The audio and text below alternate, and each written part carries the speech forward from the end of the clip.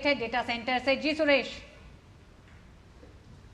Centre में अपने सभी सहयोगियों के साथ मौजूद हैं, जहां पल पल के नतीजों और रुझानों का विश्लेषण हम कर रहे हैं।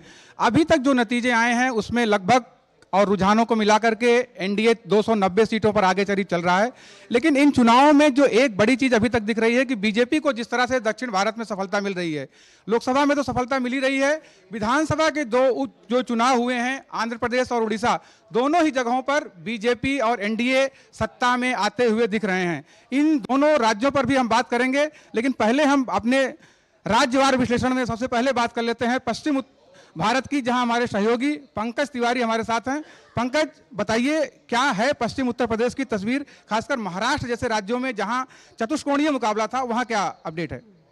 सुरेश, बताना चाहूँगा वहाँ पे बीजेपी और कांग्रेस में नेक टू नेक फाइट है। अभी बीजेपी 11 सीटों पर आगे है, कांग्रेस 10 सीटों पर आगे है, शिवसेना उद्धव ठाकरे का जो गुट है वो 10 सीटों पर आगे है, और एनसीपी जो शरद पवार का गुट है वो 8 सीटों पर आगे है। सुरेश, जो सबसे जानने वाली बात इम्पॉर्टेंट है वो ये कि एनसीपी जो है, जो अजीत पवार का गुट है, वो सिर्फ 1 सीट पर आगे है, और जो शिवसेना जो एकनाथ शिंदे का है वो 7 सीटों पर आगे है। तो देखा जाए तो इस अलायंस को इतना फ़ायदा नहीं हो रहा है। आपको याद होगा सुरेश कि चुनाव शुरू होने से पहले विश्लेषक ये बात कह रहे थे कि बीजेपी अगर वहाँ पे अकेले लड़ती तो उसे ज़्यादा फायदा होता, और ये रुझानों में दिख भी रहा है सुरेश। तो अब जो परिणाम है, अब तो मतलब यह है कि महाराष्ट्र पहले से कह रहे कि नेक टू नेक फाइट होगी, और ये रुझानों में दिख भी रहा है। ठीक है, अब हम आगे अपने सहयोगी अतुल से बात करेंगे, जो कि उत्तर प्रदेश के बारे में खास तौर पर नजर रखे हुए हैं, क्योंकि उत्तर प्रदेश जो है एक ऐसा राज्य है जो सबसे ज्यादा निर्णायक साबित होता है। अतुल, क्या है उत्तर प्रदेश के नतीजे?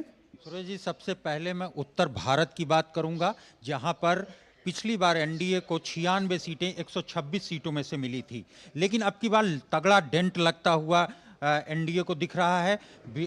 बीजेपी गठबंधन केवल 58 सीटों पर इस समय आगे चल रही है। लेकिन उत्तर प्रदेश की बात करें तो नरेंद्र मोदी वाराणसी सीट से लगभग 36,000 वोटों से आगे चल रहे हैं। लेकिन वहीं हम भाजपा के कई दिग्गज नेता वो पीछे चल रहे हैं। स्मृति ईरानी अमेठी से पीछे चल रही हैं, लल्लू सिंह फैजाबाद लोकसभा सीट से पीछे चल रहे हैं, मोहनलालगंज से कौशल किशोर जो केंद्रीय राज्य मंत्री हैं वो पीछे चल रहे हैं। तो उत्तर प्रदेश में लगातार हमारे रुझानों में जो है भाजपा और समाजवादी पार्टी में तगड़ी लड़ाई देखी जा रही है।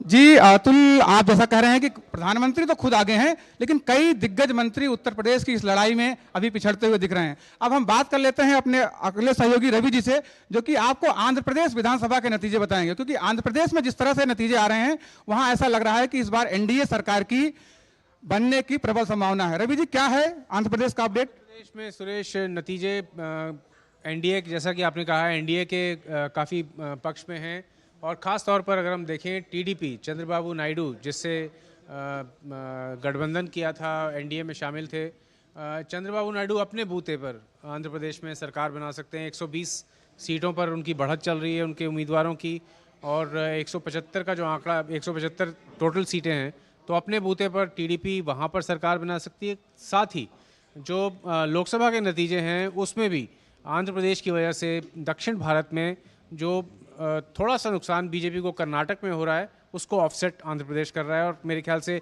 जिस तरह के रुझान अभी आ रहे हैं केरला से और तमिलनाडु से, वहाँ पर से भी बीजेपी को एक आध सीट पर सफलता मिल सकती है। तो दक्षिण भारत में बीजेपी को कुछ सफलता मिलती हुई दिख रही है, और साथ ही आंध्र प्रदेश में एनडीए सरकार बनती दिख रही है। लेकिन एक और राज्य जहां इस बार चुनाव हुए हैं वो है उड़ीसा। उड़ीसा में बीजेपी और बीजेडी में कड़ा मुकाबला था, और बीजेपी खासकर प्रधानमंत्री लगातार ये कह रहे थे कि उड़ीसा के नतीजे चौंकाने वाले होंगे। इसी पर बात करने के लिए हमारे सहयोगी अनुभव जी हैं। क्या है अनुभव अपडेट उड़ीसा का? देखिए, बिल्कुल उड़ीसा की अगर बात करें तो वहां पर लोकसभा चुनाव के साथ साथ विधानसभा के भी चुनाव हुए, और 147 सीटें हैं वहां पर विधानसभा की। बीजेपी को या हम किसी भी पार्टी को कहें तो सरकार बनाने के लिए 74 सीटें चाहिए, और बीजेपी इस वक्त जो अभी रुझान आ रहा है 67 सीटों पर आगे है। यानी जो उसको सरकार बनाने के लिए हम कहें तो 7 सीटों की अभी और जरूरत है, और अभी 20 के आसपास जो रुझान है सीटें वहां के रुझान नहीं आए हैं। तो ऐसे में उड़ीसा कहीं ना कहीं बीजेपी के लिए एक बहुत अच्छी खबर आज के दिन लेकर आया है। लोकसभा में भी 18 सीटों पर बीजेपी उड़ीसा में आगे चल रही है, और 25 सालों बाद ऐसा होगा कि बीजेपी वहां सत्ता से बाहर होगी और बीजेपी वहां सरकार बनाने की ओर अग्रसर दिख रही है।